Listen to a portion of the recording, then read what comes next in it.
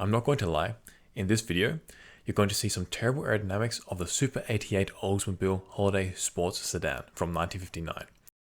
So the 88 was a cool car. Anyone who wanted to be a pimp seriously had to consider this car. But how aerodynamic was it? To find out, we did a simulation of it cruising at 45 miles per hour. In this first plane slicing through the car, there is huge separation over the rear window, and that is caused by the very sharp angle between the roof and the back window. In fact, surprisingly, the wake at the rear of the car is actually pretty good. That is because the flow under the car stays attached nicely, and the flow past the rear window separation dives down. So unlike regular cars where the wake from the trunk is greater than the rear window, for this car it is the exact opposite, and to the extreme. The front window is angled quite well.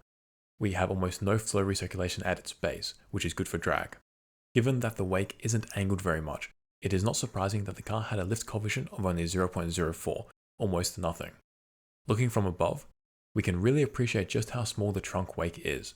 Even modern cars don't have wakes this small.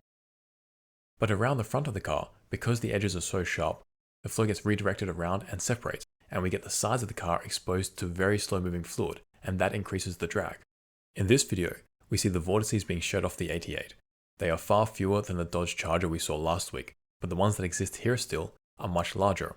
The rear roof produces a periodic vortex ring, the trunk produces alternating rings that tongue into each other.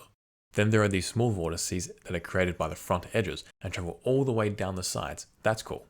And the front wheels produce far more vortices than the rear wheels, mainly because the front wheels see faster moving flow. That then provides the front wheels with the energy to create more vortices. What is the Oldsmobile's drag coefficient and how does it compare with other cars that we have done?